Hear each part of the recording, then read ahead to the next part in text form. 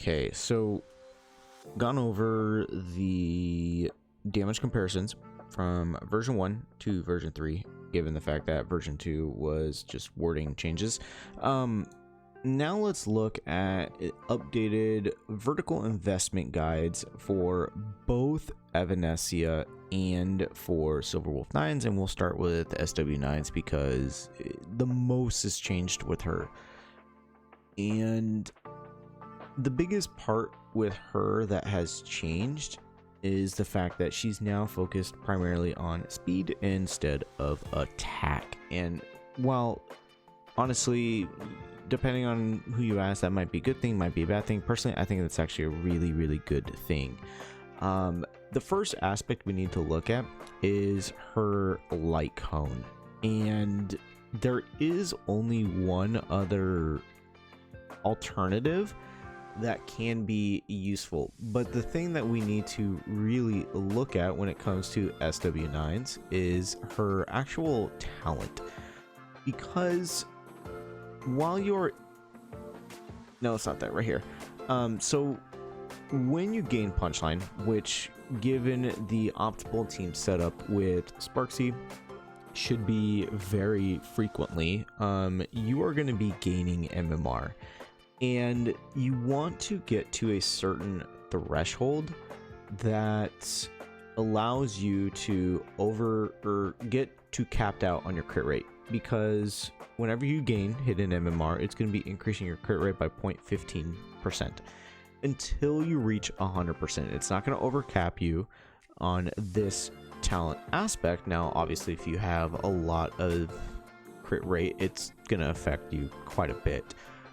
But if you can get to that 100% crit rate threshold, then guess what? For every other MMR you gain up to that 250 points, then it's going to convert that into 0.30% of your crit rate. So ideally, right, you want to focus on having high crit rate. And I said also the trace as well. So what do I mean by that? Well, we got to jump down here, and that when your speed is 150% or higher, it's going to increase this unit's elation by 30%. And for every one speed exceeded, increases the elation by 2% up to a max of 100 excess speed can be taken into account for this fact. So it's saying that if you get up to 250 speed, which that's not happening. Like, let's be honest here. That's crazy. So you have two different ideal aspects, right? And that is going to be hitting a benchmark for your speed, as well as hitting a benchmark for your crit rate, and just trying to get as much crit damage as you possibly can. Another thing that I want to mention that was brought up in the previous investment guide was that this relic piece right here, the Ever Glorious Magical Girl, states that it's not this one, I'm sorry, it is Tengoku Livestream. That's what it is, Tengoku Livestream, that if you use 3 skill points in this turn, then it's going to further boost your crit damage. While that would have been amazing at this current point, that's not actually necessarily the case, because they mentioned that it's only for the character holding Tengoku Livestream, and I went in game, I tested this with my Sparksy, and it is just that character holding it. So now keep in mind, right, the relic set, this is still the best set because of the fact that your elation damage is going to be ignoring 10% of the target's defense, and then for every 5 accumulative punchline, allies gain a further boost to your elation damage, as well as 2 pieces granting 16% crit damage. So crit damage is looking pretty good, as well as all that elation that you are going to be getting from the speed increase, right? That is going to be able to ignore a large portion of the enemy's defense, as well as helping boost the overall crit damage that you are getting, right? So the best relic set now is going to be Punk Lord Stage 0, because it boosts the elation by 8%, and then once you reach 40 or 80%, it's going to further boost the crit damage, and you only need to get to that point for one time in combat, because after that it's going to be a permanent 20 or 32% depending on where your elation is going to be able to get to. So this is easily her best set because she's not going to be consuming 3 skill points in one turn, unfortunately.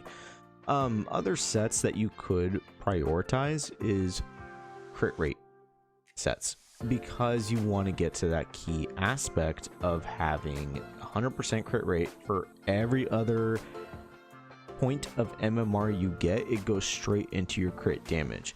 So that is going to be the relic and the ornament squared away. You want Everglorious Magical Girl, and then you also want Punk Lord stage 0, and you ideally want speed, and you want crit rate and crit damage in both of them as much as you can, for the sphere and the rope. You're not going to need energy. That's not going to really matter. I guess you could do HP. Ideally, you're probably going to want to be doing attack percent to help further boost and enhance her own attack. And then obviously you want speed boots, and everything else you want substats of speed, and you also want substats of crit rate and crit damage to help get you to those breakpoints to where she does more damage. Now, light cone wise, it's a little more complicated, because her signature light cone is really dang good, being able to increase her speed while also being able to provide ignoring the enemy's defense, as well as giving punchline. So you seen that 20 punchline, whenever you use the ultimate on themselves, you're automatically getting 20 MMR, so that is fantastic. Now, alternatives for that, because she is of the elation path, this is all we have available, and 2 key aspects that you want, or 3 key aspects, is you want something that's going to either boost speed, crit damage, or crit rate. And upon her release, these are the 2 best alternatives, because of the fact that you are going to be able to give speed to yourself,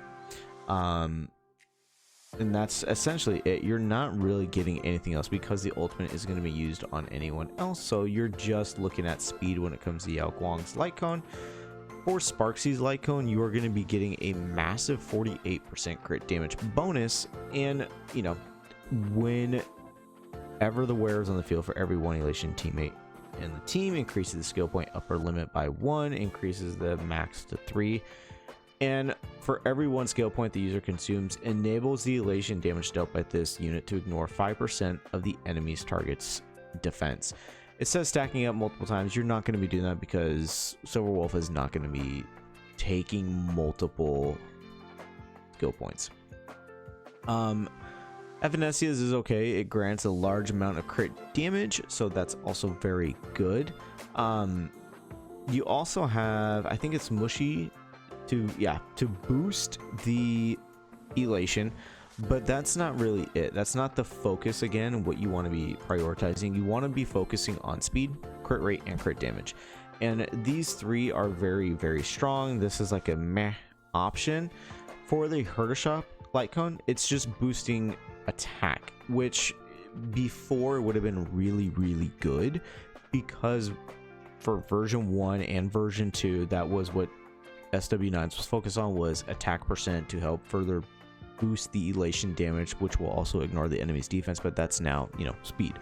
So that's going to be the investment strategy, is to get this relic set and then get this ornament set, both of which you can farm right now, which is incredible. I will be having a video come up soon-ish, possibly next week, possibly the week after. I'm not 100% sure.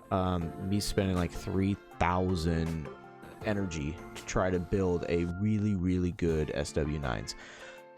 Now, moving over to Eidolon options, right?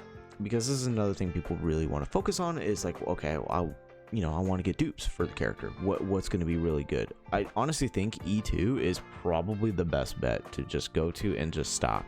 E4 grants more damage, right? Same with E6, because you're also going to be enacting the absolute weakness, but E2 is honestly like a very good starting or stopping point, because of the fact that you're going to be able to have more instances of your God mode player because of how much of a better frequency you're going to be able to get your hidden MMR, also being required to get less to reach that minimum threshold to be able to get into your ultimate was very good. And for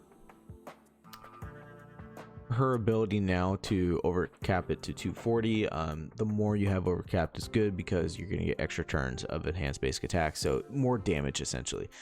So if I had to recommend a stopping point for someone who spends a little bit of money, someone who's been saving for a while, all that stuff, I do think E2 S1 is the way to go, and then the ever glorious magical girl, and then the Punk Lord ornament set is going to be the way to go for SW9s.